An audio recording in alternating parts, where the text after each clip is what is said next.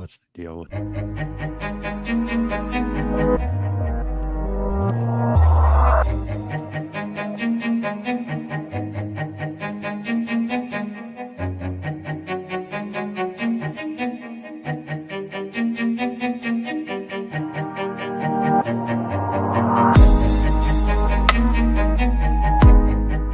Is it in the keys?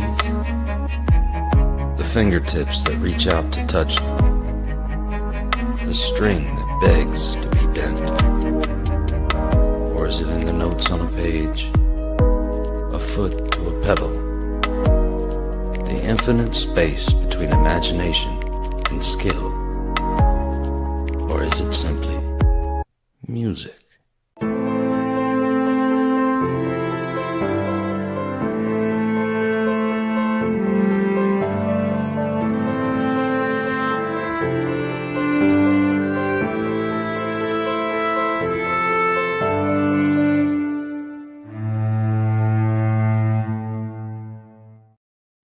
Well, hello, everyone. Welcome to the 13th Note podcast, The Art of Mastery. I am Jeff Spike Wong. I'm here to bring masters of all walks of life and talk about their experience, hopefully inspire you, someone out there, to possibly invest their path into something of mastery. And today we have a very special guest. His name is Scott Kelley. He is a professional photographer. So thank you for joining us today, Scott. How are you doing Jeff, today? Thanks for having me. Oh, man. You know, I've always been a fan of your work, and especially since you came over to my house one day and did a wonderful session with all my collection of guitars and so forth. I appreciate it. Yeah, that was fun.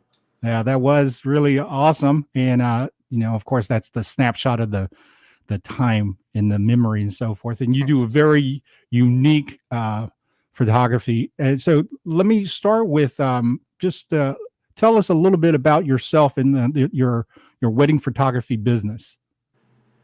Sure. How far back do you want me to go? Well, what I'm going to do is just give me a general overview for everyone, what you're currently doing, and then I'll start digging a little deeper going back. Okay, yeah. My wedding photography business started in a little bit around, I would say, 2007-ish. Mm-hmm. Right about the time when there was transition between film and digital. And so I learned on film. So I feel like I had an advantage with that. Right. Because you have to kind of make every shot count. You can't just machine gun it. Right. I did a lot of photography work when I was a teenager, like darkroom type stuff mostly. And I learned a lot of the technical stuff on my own. So when I got into the wedding business, I sort of hit the ground running, and I did really well from the very beginning. Yeah. So I was fortunate with that. And then I've stayed very busy over the years. The last couple of years, I've slowed down a little bit. I stopped advertising about 2 years ago, and I don't hustle as much as I did before, but I still take bookings when they come. Sure. Yeah. Well, I think you have a very special eye, and I'm sure a lot of people have told you that. Appreciate that. And that the art of photography really comes from the photographer's point of view. So let's start. This is what I like to ask all my masters in regards to how they craft and how they became who they are. First and foremost, between K to 12, that formative years of being a child, being a teen, tween, and all that, and growing up. Yeah. Tell us a little bit about yourself, the things that you remember as a child that you thought was intriguing, was artistic, and things of that nature. Oh, boy, that's a handful. Let's see, as a child. Yeah, I always felt creative. Even before I thought about photography, I was a daydreamer. Mm-hmm. I got in trouble in school many times. Sure. I'll tell you a funny story. I was in the cafeteria one day, and I had these black plastic rim glasses that I wore all the time. And at the cafeteria, I don't know if they still do it this way, but they had the little, portions in the sections of a plastic tray. Yes. And so we had mashed potatoes and green peas that day. And I got this idea in my head that I took my glasses off and smeared mashed potatoes all over both lenses and then I put a green pea in the center of each one. And then I put them on, and all the entire cafeteria literally busted out laughing, and I had everybody rolling, and it was awesome. And then everybody went quiet kind of suddenly, and I could see underneath my glasses, and I could see the teacher's feet there. And so they didn't like that. So they took me to the principal's office, and even they thought it was funny, but they felt obligated to slap my hand. Wow. Yeah. Texas and corporal punishment, right? Right. That's funny. Were you a type of kid that liked to draw a lot? Oh, yeah, I did actually. I wished I would have thought about that. I would have had something prepared. I have a pencil drawing that I would love to hold up, but I don't know if I could find it on short notice. That's okay. Very detailed pencil drawing. I literally spent, again, in class daydreaming, not paying attention. My dad and I went fishing a lot, offshore fishing. I knew incredible detail about the ocean, about all different fish, all the different, things that can go right and wrong on the ocean. Yeah. And I had plenty in my head, and I drew a cross-sectional picture of a oil rig platform in the ocean and all the fish that were underneath it and all the things that might be happening below the surface. My family still has that drawing, just a pencil drawing on a piece of notebook paper. I probably spent a whole week creating it in class instead of paying attention. Sure. Yeah. How old were you? I'm sorry. How old were you? Junior high. Junior high. So we're talking about what, 12, 13, around that age group? I guess so. Yeah. Yeah. That's fantastic. Were your family artistic and musical and those type of things? Well, my dad, he spent a good part of his life as a musician. Oh, okay. So he loved to play in a band. He did that. He worked a full-time regular job, and then he would come home, eat dinner, get a shower, go straight to the band. Sometimes he wouldn't get home till midnight or so. Yeah. And so he got by on a very small amount of sleep. I don't know how he did it. The guy was a rock star. Sure. Yeah. And I'm sure that as a child you saw some of the fun factor in the creative aspect of it when he's sitting at home playing an instrument, right? Oh, absolutely. Yeah. Well, you know what? As far as music was concerned, I got off to a slow start. My dad played in a band, but for some reason I didn't latch on to the musical part of the creative, the creativity in my mind. And so, he even bought me a guitar. Matter of fact, that's it right there. That Fender. Wow. I don't know if you can see it. Yeah. He bought me that when I was a kid. And I never really learned how to master guitar. I didn't dedicate myself to it, especially when I was young. I played around with it. I would have liked to have played, but I wasn't willing to put in the work. Yeah. And then like I said, I played the horn. I played a trumpet when I was in junior high. Yeah. And I actually quit because it wasn't cool. Oh, funny. The cool kids weren't in band, at least back then. Right. And so, and then, what's weird is I wanted to play. I thought about playing the saxophone when I was in junior high. I thought it was a much cooler instrument, but I looked at the cost. I didn't want my parents to have to shell out twice as much money for a sax. And plus it was a little bigger and heavier. And I thought, you know what, I'm just going to play the trumpet. Right. And then when I got older, I thought, I wish I would have picked the saxophone. They would have got it for me. Sure. And but at least I had some exposure to music. Right. And I think that helped me. And then now I'm very interested in the alto saxophone. Is what I'm playing now. Sure. Getting better, and the journey. It's all about the journey. It's fun. Oh, absolutely. Well, one reason why I bring up music too is music, I think, sharpens and develops the aptitude for a child. And case study has been done in University of Irvine that if you expose children, especially at K through 5, K through 6, that their aptitude in science and mathematics greatly increase up to 25 to 40%. Ah, Yeah. okay. And that, that. opens up the creativity aspect of it. So with that, let me dive into when's the first time you remember seeing someone with a camera?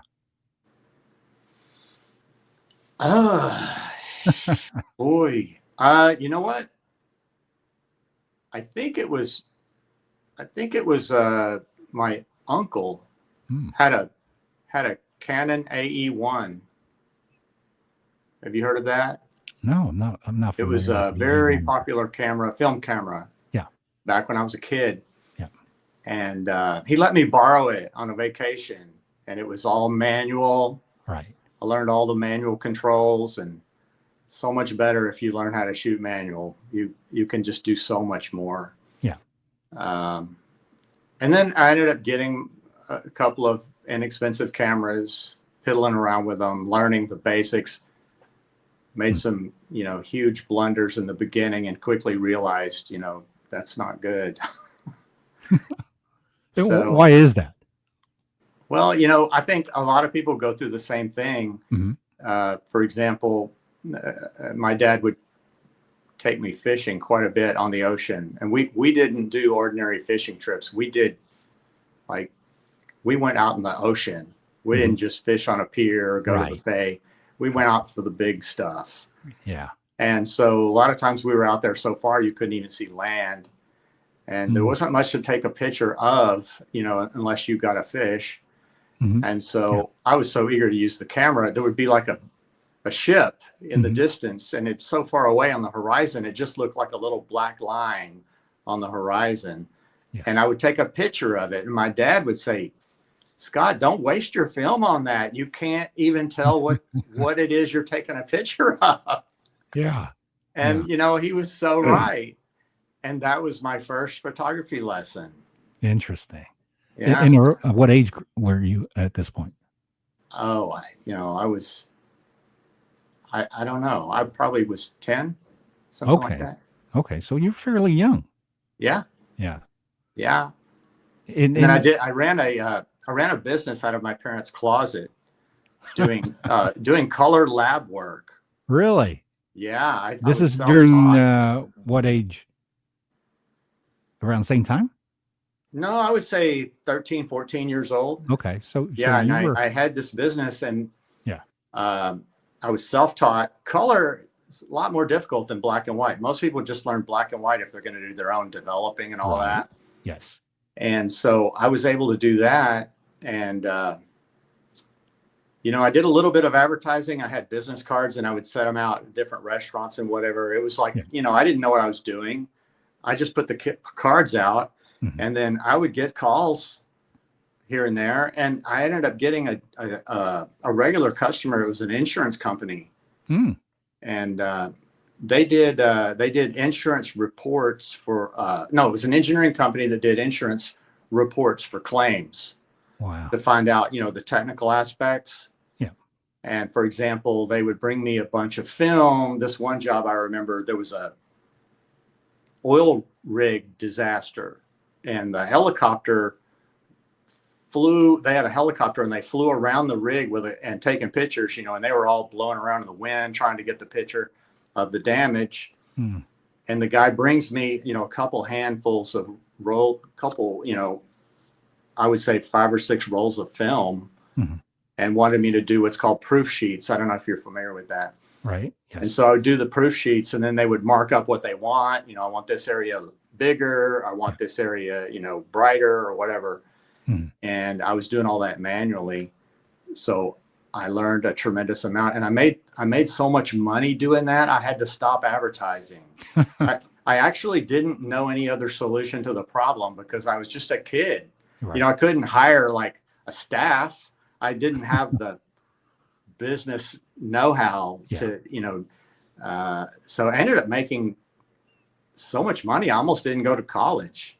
Wow. And then finally, my dad offered to pay for a good part of my college. So I thought, I'm going to go ahead and go. And then when I get out, I can still come back to this. And so, so this all happened around high school time? Would you? Yeah, I would say around the beginning of high school, really. Yeah. So how did you get this entrepreneurial spirit? Who did you model this? I mean, how many kids are actually building their own business?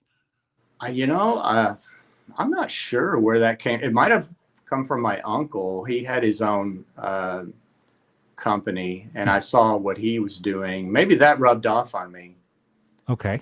Okay. What did Completely he do? unrelated field. Well, okay. So he had a company that was not related to photography. Not related. It was an oil business. Okay. But you saw him running the business.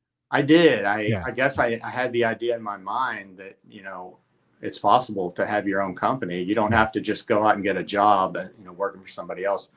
And when you're a kid, you think you know everything, but you're more like a monkey. I mean, yeah, well, that's a good description.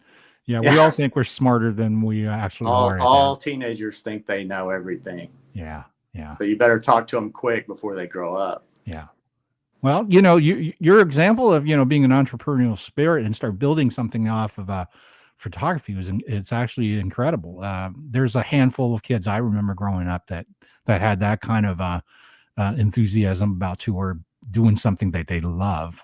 Yeah. And that's I think that overall that's kind of rare at beginning of the high school age. So did you have any friends or share your hobbies at that time, or you're a lone wolf on this? Well, when I got into college, I guess even in high school, I was a little bit of a loner. I had a small number of friends that, a tight little clique. We were into hot rod cars. I had a classic 66 Mustang. Wow. Hot rod, beautiful car. Yeah, those things go really fast. Candy apple red. You could see yourself in the paint. Yeah. Oh, beautiful. Anyway, I had this tight little clique. And so I didn't really hang around with, a large group. I didn't have exposure to people that were going into business or starting their own thing. I kind of did my own thing. And then when I got into college, I kind of had to be more of a loner because I chose a very difficult degree and required an incredible amount of studying, constant studying. What was that? I didn't pay attention in class, like I said, in high school. So I was ill prepared. Okay. But I got into college because of my entrance test scores. And so I went ahead and did that. And then I got the degree. I felt obligated to use the degree. So I did that for several years. Yeah. What was your degree in? Mechanical engineering. Okay. And how did you decided on that? Well, I always felt mechanically inclined, and I feel like that goes with the creativity. Yes. Some people think engineering is all about math and all that science, which it is, but there's a huge creative side to it. I see it as an art. Yes. Yeah. I understand that. And I was go ahead. I was very lucky to not get trapped in one of those engineering jobs that is, in fact, a lot of math and just straight boring. I was lucky. I got to get into ergonomics, human factors, things that involved interfacing with humans. Yeah. So I was very fortunate. Yeah. Yeah. And let's take a step back to while you were formulating this business in high school and so forth, you were learning on the fly, and like you said, you were self-taught. What kind of resources were you using? Were you going to the library, getting books? Share with us how'd you learn this? I guess the way my brain worked, like I said, I didn't pay attention in class. I guess I just got bored easily unless I was interested in something. And I had a natural interest, and I would just go in with a laser focus, and I learned it myself, and this was before the internet and all that. So I read all the manuals. I actually read it over and over until I understood it. And then if I didn't understand it, I would do it until I failed enough times that I understood it, because failing is learning. Yeah. And so you didn't subscribe to photography magazines and periodicals and such? That reminds me of a cool story. Okay.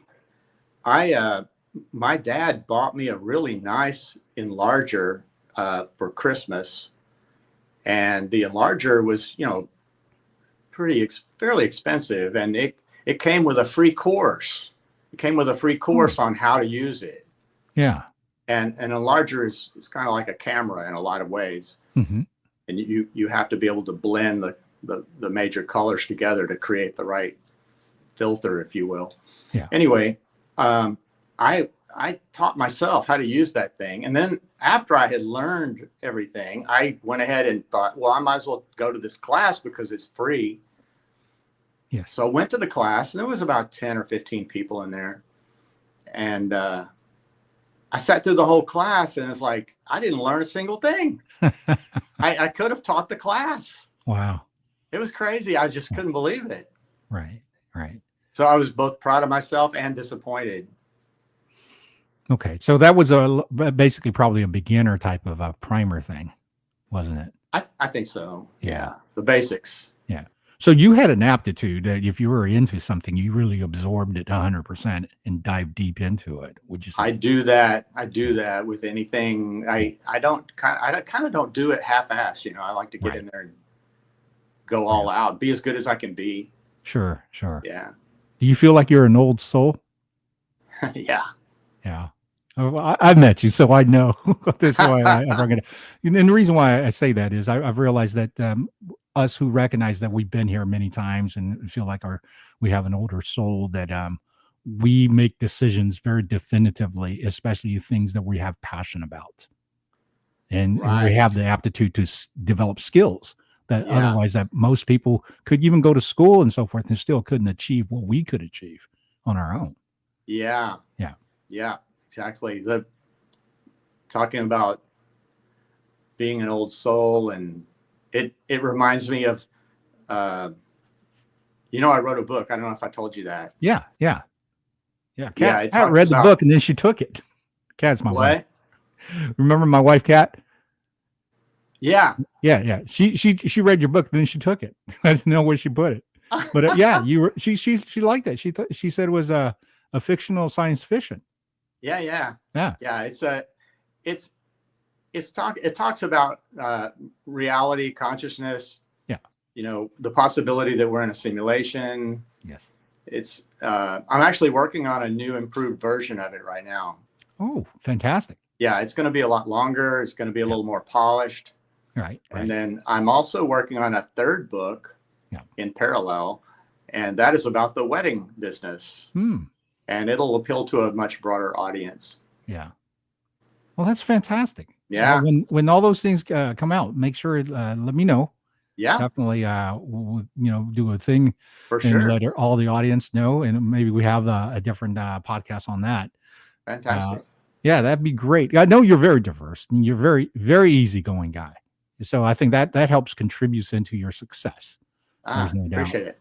And but the key thing in being a great photographer, it goes back to your eye. It comes, how well you can see something, how well what you saw tells that story, and does that story move emotions.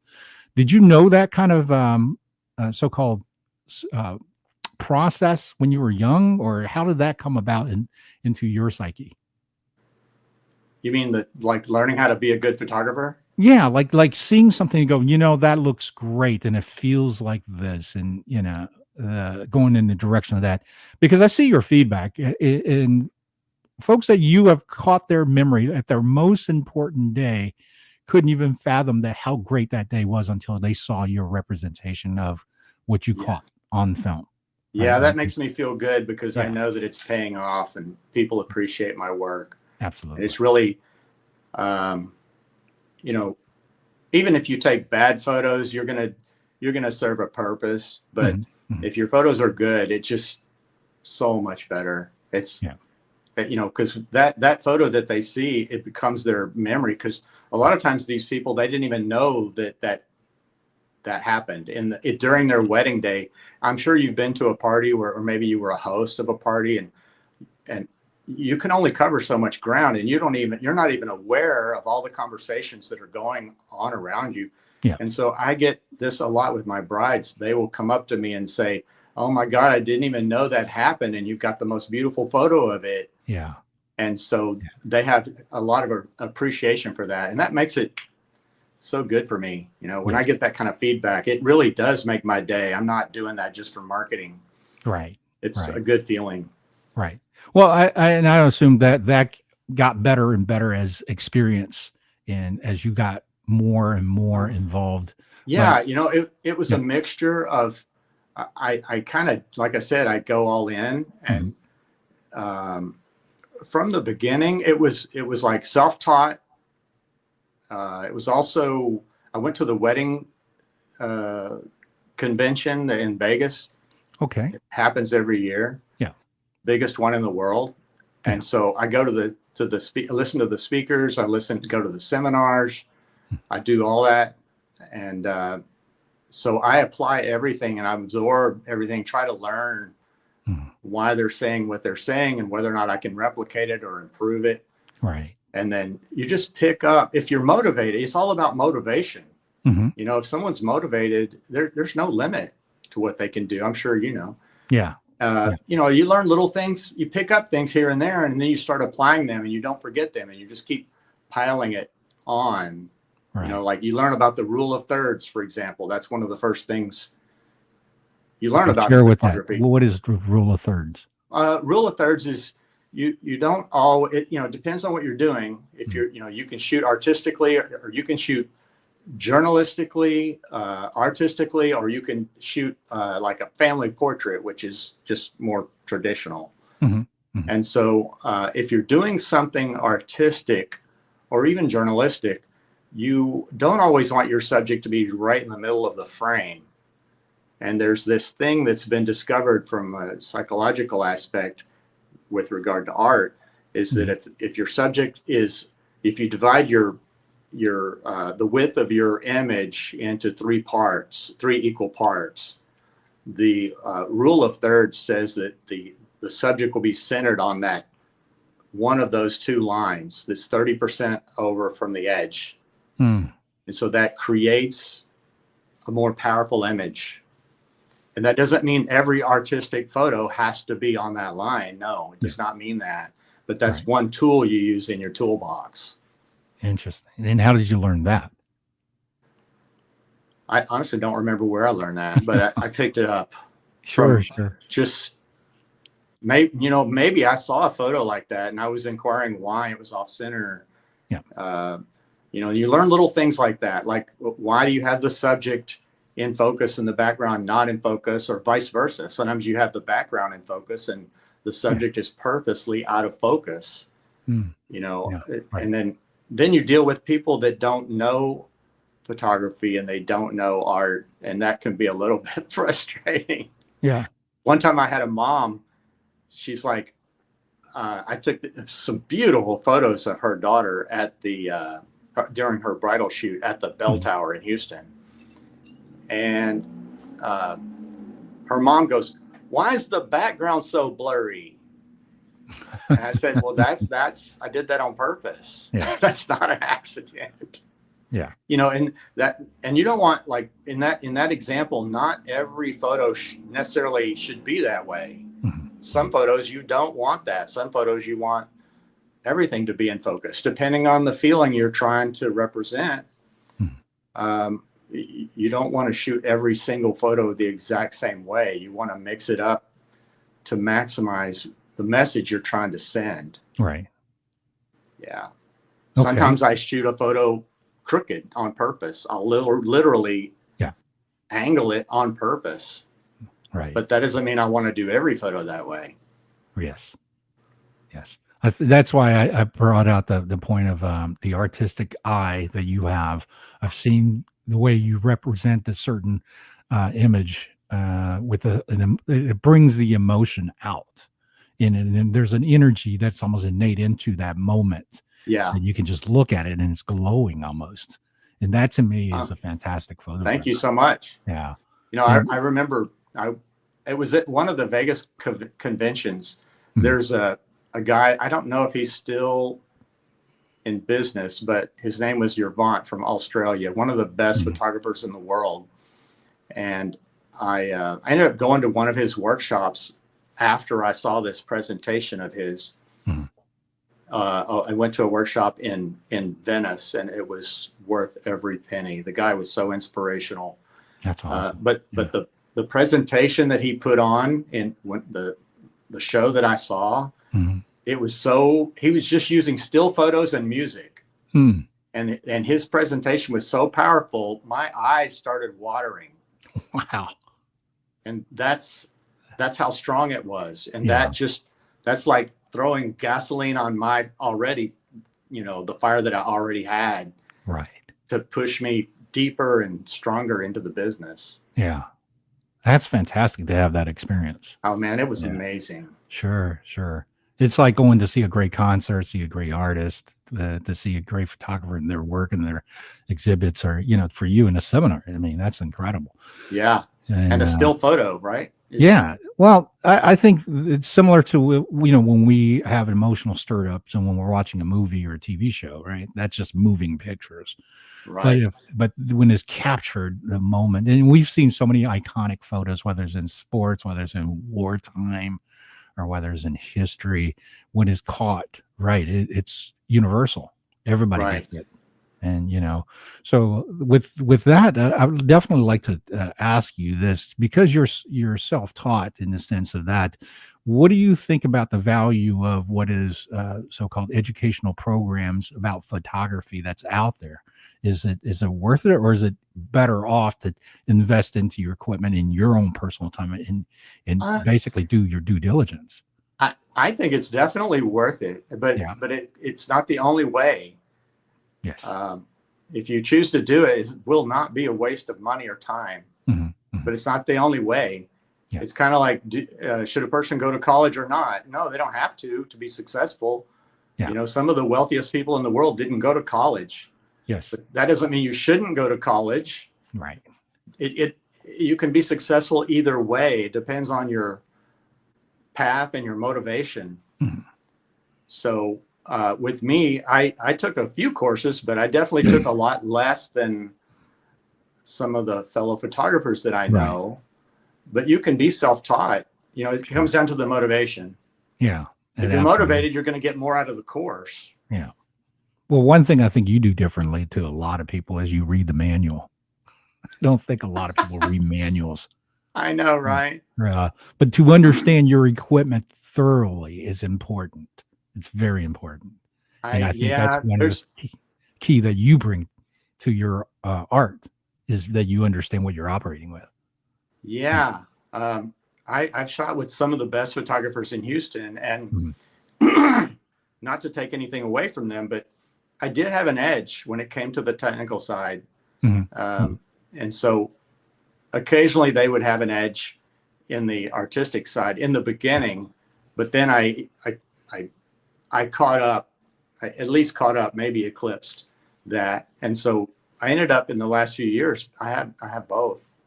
That's great. Yeah. But it comes back to the desire, Yeah.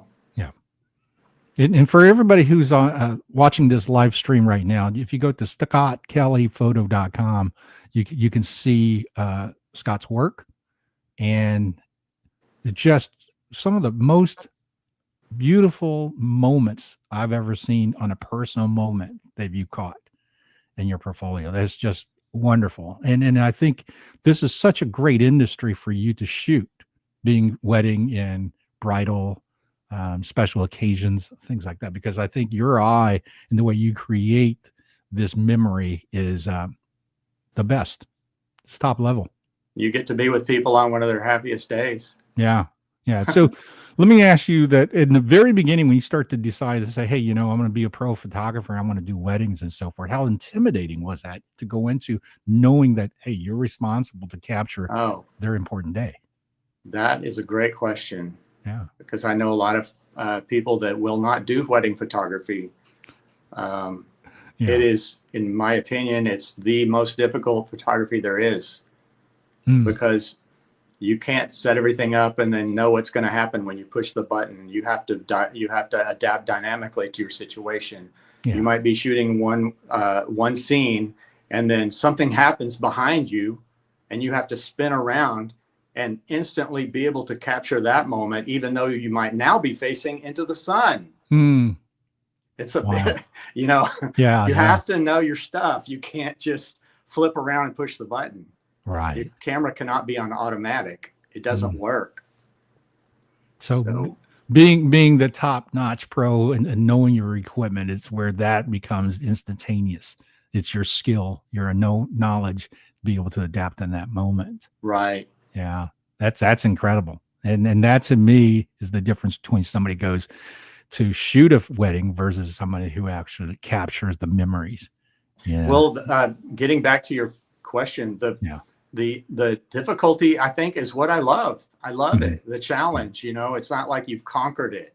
Yeah. It's always slightly challenging. No matter how Mhm. experienced you are, you run into a little bit of a challenge because every wedding is a little bit different. You have different Right. personalities. You've got different shooting conditions. You've got different venues. Yeah. It's always changing, and it's the challenge is what draws me in. Right. I love the challenge. Yeah. Yeah. Yeah. I can imagine that this definitely is the almost an adrenaline rush because of the energy in that space. That's a good way of putting it. Yeah. Yeah. I can only imagine because, having only been attendees or, partake, but I've never tried to document anything like this. But I've always recognized, man, this is just the apex of that moment of that person's life. Yeah. Yeah. And to have everybody celebratory and have all the energy in a positive direction and everybody overwhelmingly celebrating. Yeah. Yeah. And you find yourself getting swept up in it and being, Sure. Excited and happy right along with them for their happy day. Yeah. I That's get people come up to me at a wedding and they ask me, how do I become a professional photographer? How do I, what camera should I buy? They always start out with that question. Right. And I go, man, if you're just starting out, don't even buy a camera. Just use your iPhone. There's so much you can do with photography without even having a fancy camera at all. Right. You can study lighting. You can study composition. Yeah. You can do that for months and months, just that. Yes. And become good at that.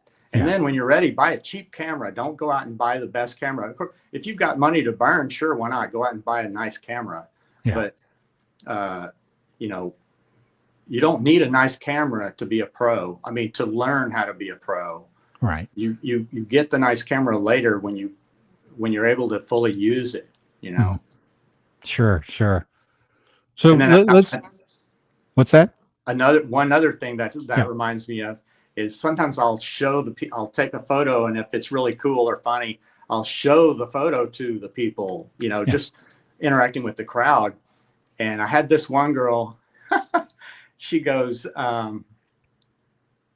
she saw the photo and she goes, wow, you really have a nice camera.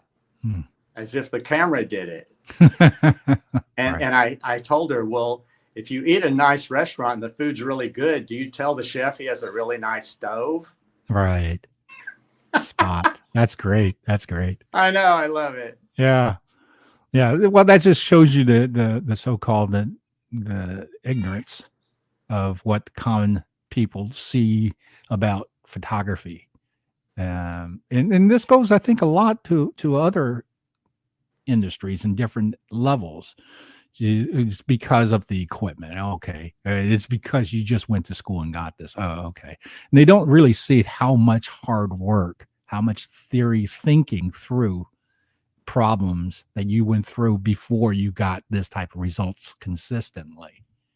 So that's something that, the Art of Mastery really want to get this message out for people out there who is inspired, wanting to be great at something, how much effort that you must understand that you have to dedicate to become a master. Well, it's also important to think of it this way. If you're passionate, it's not even going to feel like hard work. Yes, that's right. Yeah. So let me ask you this part, because you have already told us that, you got into film development and you shot on film to start as a kid and so forth. And ultimately, I would say, what do you think, 20 some years ago, when the digital camera came into the market, into the mass market, and we start to change, there was a lot of still, I think, traditionalists fighting that digital could never do what film was doing, and I know the Hollywood film industry was actually having a big issue over this. As a photographer, what did you miss about using film, or is there anything missing versus what you're using today using digital technology? When the transition happened, Mhm. I was a little skeptical myself, but it didn't last long. I got into digital pretty quick. Mhm. But I did, before the transition, I actually used the film, and I didn't do this I didn't do this in a slick marketing way or anything. But when I was at a bridal show, I would tell them that I shot with film, and I presented that as a positive, Mm. because Yeah. the public, they didn't know they don't know the difference, and they are afraid of digital just as much as the average person.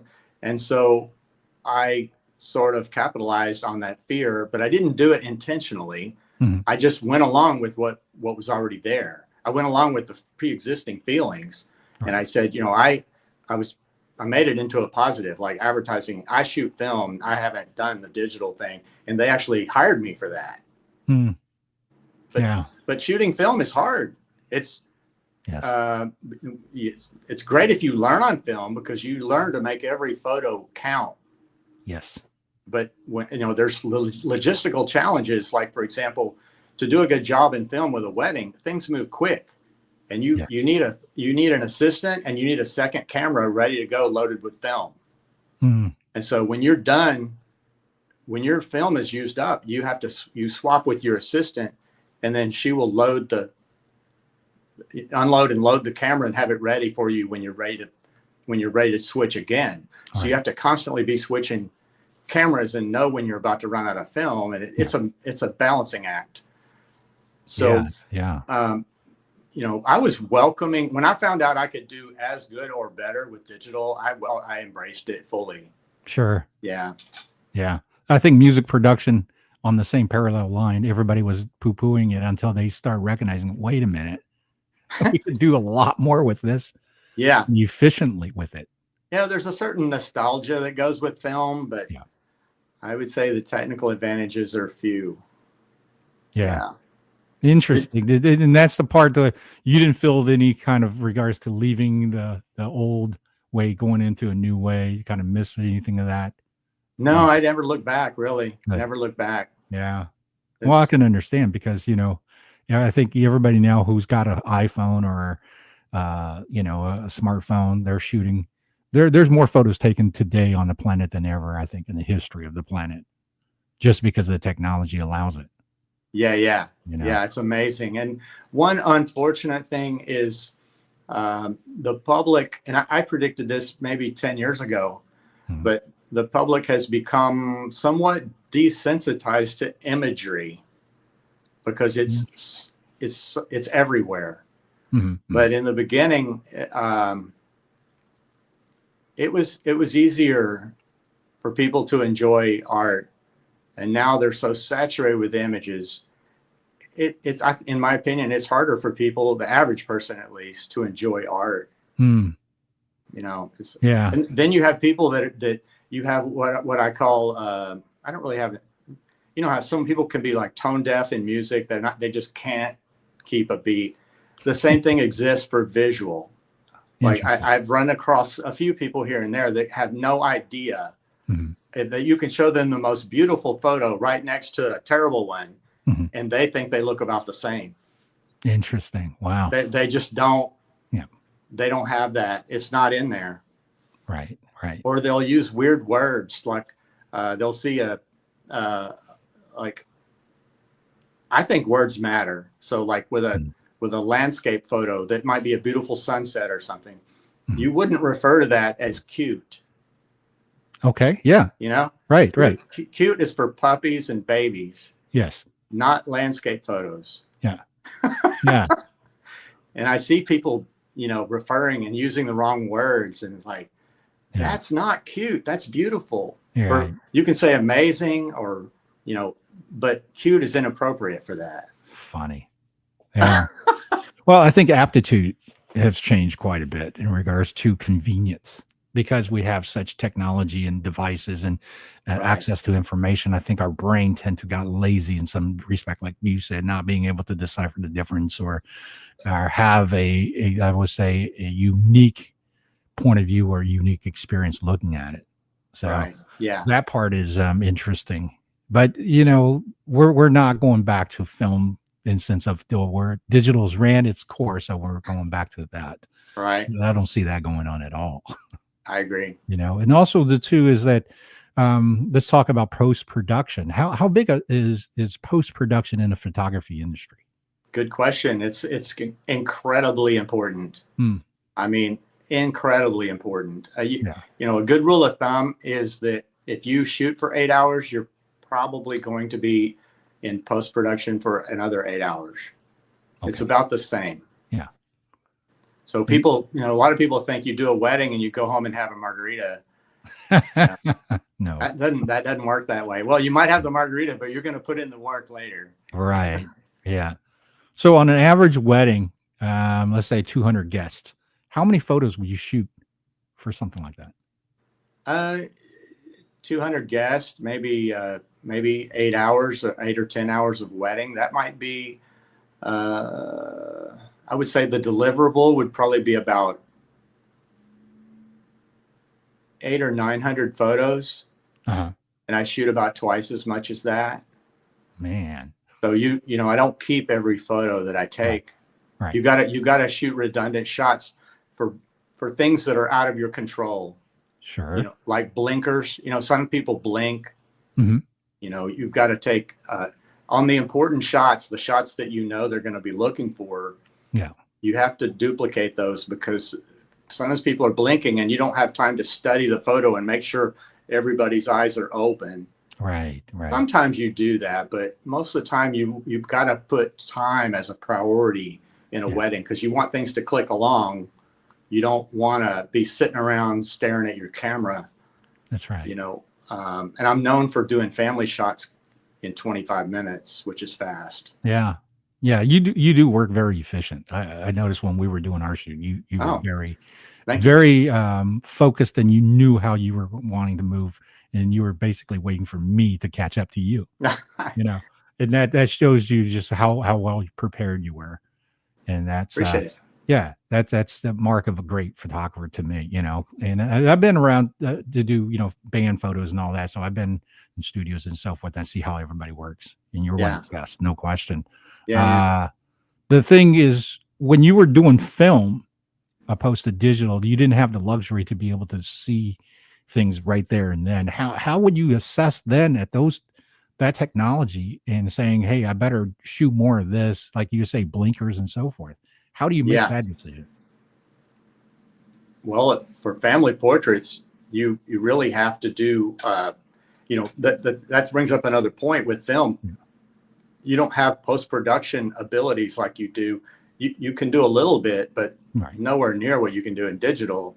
Mm-hmm. So that's really a huge strength of the digital is the post-production work. Yeah. So in film, you're doing family photos, for example, you do have to duplicate those photos. You can't just take one.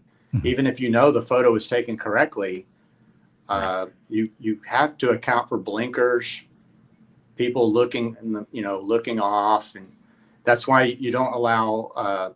I sent out an email before the wedding and tell the bride how to get the most out of her day. Mm. And one of the things on that list is do not allow any of your family to take photos during the family photo time. Mm. And it's not for the reason that people think it is. It's not because of the flash going off. It's because of the people looking at the wrong person. Gotcha. You have a crowd of people and half of them are looking over here. The other half's looking over here. It looks absolutely horrible. All right. Yeah, you're spot on. Absolutely. Everybody needs to be looking at one camera. Right. Wow. Yeah. See, little details like that matters. Little things like that really add up over the day. There's a lot of things like that. It really adds up. Yeah. And that's one of the things that can make you a successful photographer. Yeah. Is to pay attention to that. Right. No question. Yeah. So let me ask you this question, and this is something that I came into my mind. If you had to decide what's more important, the lighting or the quality of the lens? Oh, I would say lighting for sure. Okay. Yeah. And this being that it's a subpar lens can still capture what you want, but bad Oh, lighting, good lens can never fish it out. absolutely. Okay. I mean, I've often joked around about how hard would it be to shoot a wedding with an iPhone. Yeah. It could almost be done. I wouldn't want to do it, Yeah. but if the lighting is correct, Mhm. and you're not worried about motion or timing blur or anything like that. Yeah. If you're not worried about those things, you can take beautiful photos with an iPhone. Yeah. But you can't compensate for bad lighting as well as you can with a pro camera. Yeah. Yeah. No question.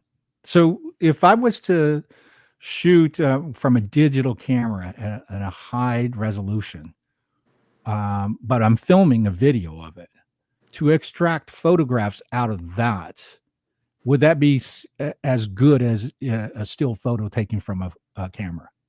In most cases, no, Okay. won't be as good. And share with us what causes it not to be on the same level. It's just grain. Okay. You know, it's going to be more grainy. The film, if you have the best movie camera and you're comparing it to one of the crappiest still photo cameras, then it might be in the same ballpark. Right. But on average, to answer your question, is the photo won't be as good. Right. Now nowadays you have more tools. You could take that, like if you got desperate, if you're in a bind and the photo only exists in that movie camera, you could take that clip and use AI to generate a really nice image. Mm-hmm. And that would be sufficient enough, right? It would probably get you by. Yeah. Well, you know, the world's changing, and like you brought up artificial intelligence, and that's now start to become part of our world. Right. I just know that there's a lot of guys who's invested, you know, tens of not hundreds of thousands of dollars into movie quality cameras like Sony Reds and things of that nature. Right. And then they shoot something, 10 minutes of it, and they pull the photo out of it because that would be the still to use for promotions and whatnot. Right. And at that level, I think it's probably workable. Like you said, you can do it, you can use it, but to take still a photographer to set people in a studio is still the way to go. I believe that. Yeah, for sure. Hey, Jeff, can you excuse me just a minute? Yeah, sure. So the interesting thing is that everybody out there is streaming, watching this stream. The thing about Scott's shoots, and if you go to his Scott Kelley photo website, and his last name is spelled Kelley, so Scott Kelley photo singular.com. Go to his portfolio to really look at how he caught and captured these moments and the way he's done it. And what I really loved about it is the way he brings the energy into these photos, especially the ones with, you can tell it's probably the groom with all his buddies and the best man and so forth. The fun factor it is brought in capturing it, I think, is very unique. And then, of course, it's the bridal day, right? The bride's ultimate day. A lot of them have been probably dreaming about this since they were little girls. So for Scott to capture the elegance, the beauty behind it, that to me is the quintessential moment that bride is looking for.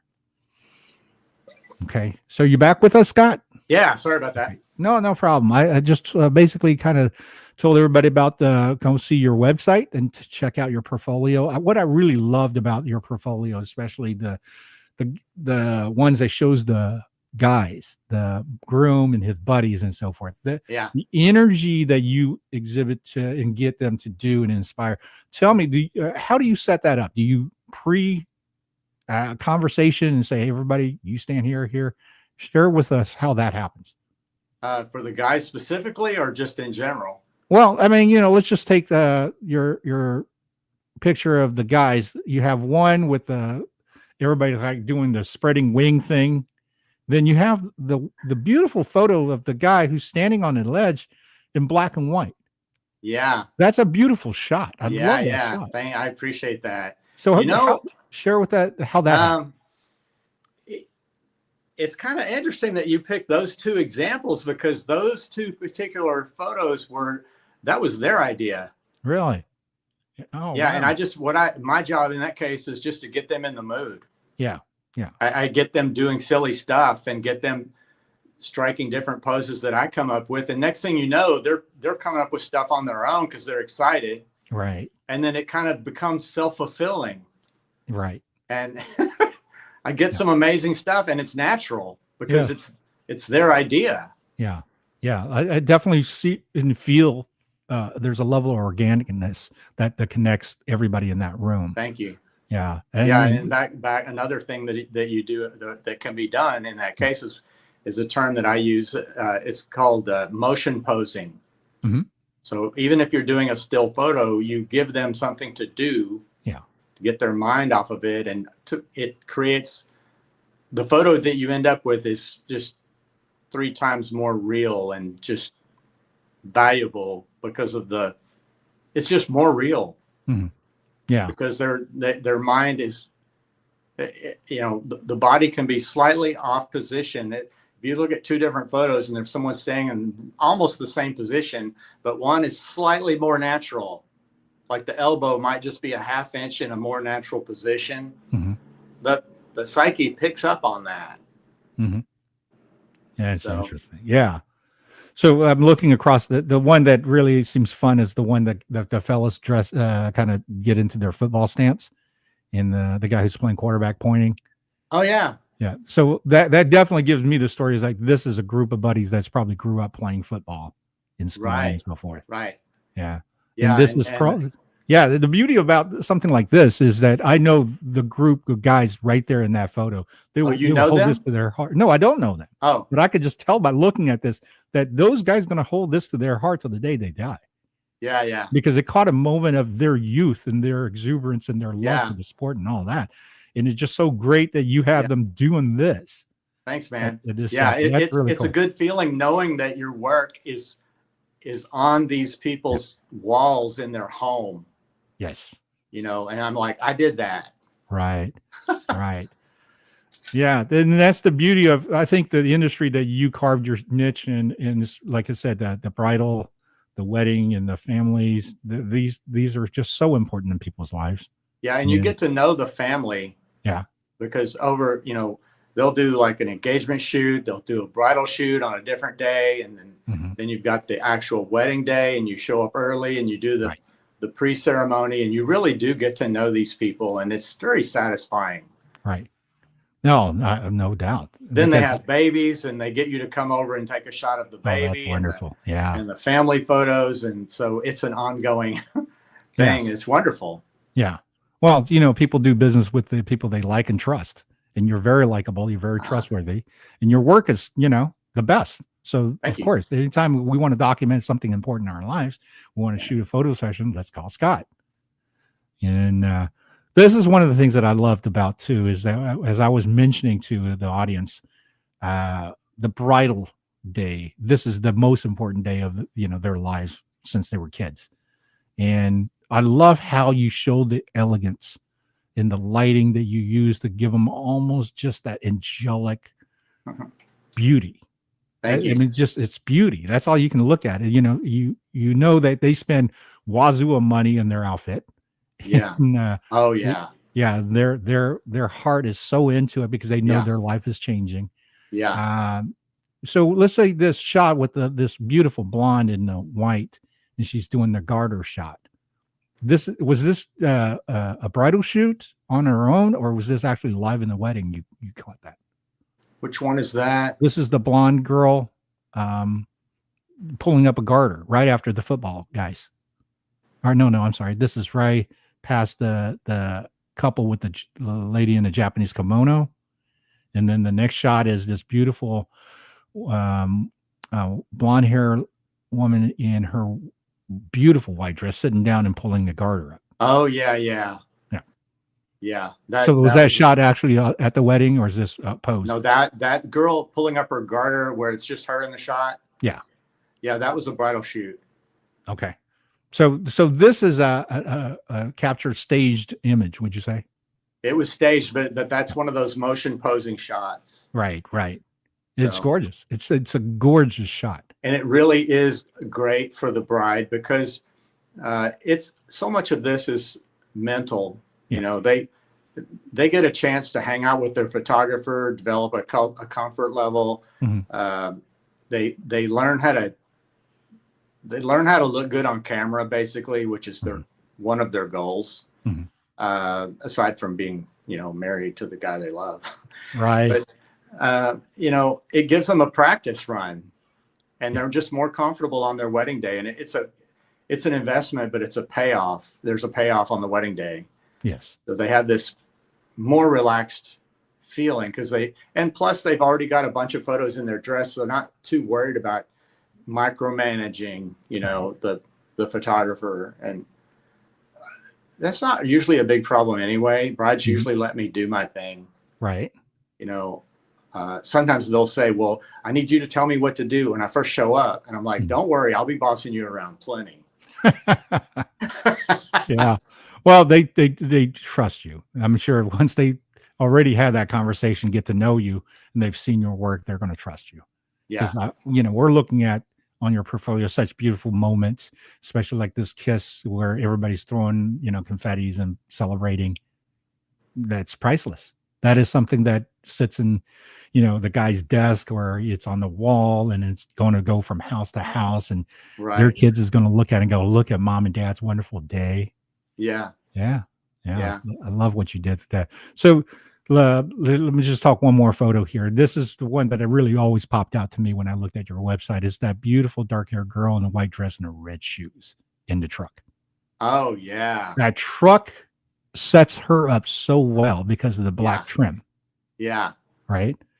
That was one of my all-time favorites. Yeah. So this was, I'm assuming, just a regular model shoot. Yeah. Mm-hmm.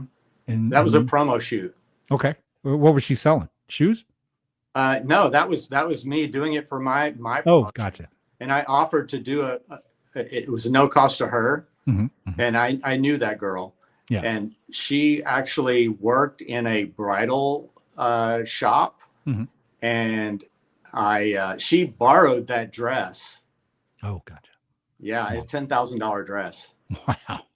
You can't see it all from that particular photo. Right. The dress probably wouldn't have been for everybody because it was a little over the top. Yeah. But in that particular photo, I think I did what I wanted to do. I didn't want to emphasize the dress too much. Yeah. But that photo came out so perfect. I just love that. Everything just fell into place. Right. And I didn't even plan on see how the background through the window of the truck is the same color as the seat. Yes. That was not planned. Yeah. Well, and it complements the red shoes perfectly. Yes. Well, that's one of the first things that when I saw this photograph, I just went, wow, what a beautiful way to kind of use your colors. And I borrowed that truck. That truck from a friend. And then I think it was a year or two later, I bought my own 52 Chevy. And I'm sure I showed you the photos of that. Yeah. Where it was another guitar shoot. Yours was actually the second guitar shoot that I did. Right. I do remember seeing that truck. And those came out fantastic. Yeah, absolutely. Absolutely. So, okay, let me just ask you one more on the question on the photograph in your portfolio. This is him, the man holding, I believe, his wife in the flower dress. He's in a green shirt, and they're in the nature in a park, and the sun is just peering above the crown of her head. Oh, Scott, what happened? We lost Scott. Oh, let me see if we can get him back. So until we get Scott back in the thing, go to scottkelleyphoto.com. And Kelley is spelled Kelley. And scottkelleyphoto.com. If you go to his portfolio, you will see many examples that we're discussing here. Especially the first one is the wedding. I believe, let's go here. And when you scroll through, you see these beautiful, beautiful pictures of not only the bride and the groom and all the groomsmen and the people at the party want. It's also the location. Like the first photo that you see in his portfolio is this the bride and the groom leaning. You see like a metropolitan downtown setting, and it's really nice. It's very well put together, and they're not dead center. And this is another thing that Scott talked about that was about the lines and not center versus being centered and how it tells the story. And it was just wonderful. So I don't know what happened to Scott, if he's going to be able to come back with us. So let's see here. He may be having a difficulty issue. So what we'll do, we're coming up on a little bit over an hour. So I'm going to wrap this up. I want to thank everybody who joined us, especially Scott Kelley, the art of photography, mastery of the photography. It's just incredible. So please visit Scott Kelley at scottkellyphoto.com. And Kelly is spelled Kelley. Check him out. He's based out of Houston. He does incredible work. I had him come do my guitar collection, which at that time was in probably around 80 or something like that. And with that being the last thing we have for this episode, I just want to tell everyone, thank you so much for tuning in. Like and subscribe the 13th Note. We have our own Rumble channel now, as well as we are streaming live or not live, but we're streaming Sunday with this episode on riphills.tv. And that is decentralized media. So here comes Scott. He's back. And let's bring him back. I apologize. Hey, here you are. There was an incoming call and it kicked me out of the chat. No problem. I filled the space. We talked about the more of the photos and basically plugged your website a little bit. And if anybody who's in the greater Houston area or Southeast Texas, definitely, look you up for the photo sessions, because like I said, these are just beautiful work. So the last thing, what I was saying to you before you got bumped off, was this photo of the park with the couple, which is the man in the green shirt and the woman in the nice flowery dress with beautiful legs, but the lighting of the sun that's on the crown of her head. Tell me about this photo, how this happened. This is just beautiful. Are you talking about the guy that was holding the girl? Yeah. That's an engagement shoot. Okay. Yeah. Okay. And that was a stroke of luck. Whenever I can, I like to do that little trick. Yeah. Where if the sun is blasting into my lens, I like to line it up on their body or their head and get the sun where it's cresting over their head. I'm going by memory. I don't have the photo in front of me. Right. But it creates that starburst effect. Yeah. And sometimes I'll do it in between their kiss, and it just creates a sense of magic. Yeah. Oh yeah. That photo, it's right up there with that beautiful truck shot. It's such a story moment of elegance, beauty, just thoroughly, like the engagement photo shows me that the true essence of happiness. I can, in that light, just bring it. You know? And it's interesting that you saw that in your eye and you went, okay, let's put it into the shot. Yeah. Right? I try to work stuff in. I try to make everything real, if it's real, it may or may, the bride and groom may or may not know that I tried to keep it real, because some photographers will do a lot of stuff in post. Yeah. But it's very satisfying for me to shoot something and know that it's real. Yes. I bet. Yeah. And that's the beauty of your mastery, sir, that you are able to see that. Yeah. The engagement shoots are a blast. Right. Because they're still excited. Yeah, because we've got time on our side. We can goof around and make jokes, and we don't have to worry about moving on to the next activity at the wedding. Right. No question. Then definitely, I can see that if it's the day of the wedding, everybody's up just so geeked up because of the adrenaline, because the moment's finally arrived. Yeah. And this has just been such an incredible episode, Scott. I thank For you sure, so Jeff. much for sharing your insights of your photography mastery. Thanks for having me. Yeah, I hope it inspires a lot of people out there who's thought about playing with photography and maybe thinking about, taking it to a next level. It doesn't always have to be business. It doesn't always have to make money, but right. if you do it with artistic integrity and you do it with your creativity, it could Yep. be extremely satisfying. The money will come later if you're passionate. Yeah. Is there anything else that you'd like to share with the Mastery audience here in regards to photography or just general of how to do this right? Yeah, just focus on your passion. Stay passionate, stay motivated, dig in deep. Don't be afraid to fail. Mm-hmm. Those are the big ones. Yeah. And failing is interesting because, the greatest of the greats will tell you that how many more times they failed than they have succeeded. Oh, yeah, for sure. And I definitely subscribe to that as well. I've failed so many times at things, but I'm so great at it now. Yeah. Because of it. And absolutely. Well, it makes it you. sweeter. Thank you so much for joining us today. Thank you, just Jeff. can't say enough that this is such an insightful episode in regards to taking a look at beyond the picture. Thank you so much. Yeah. It's been a blast talking to you. Yeah, thank you. And everybody out there, thank you so much. Stay tuned. And we're going to have this again. This is live stream right now. So thank you for tuning in on that. Remember, it's going to be on Sunday stream on redpills.tv. And that usually comes Sunday evenings. That will be played again. And then we'll put this on our 13th Note Rumble channel. So it'll be accessed all the time. Thank you again, Scott. Stay on, and I'm going to go ahead and end the stream, and then it's going to play us out. Okay. So just okay, great. Have a good day. Thank you.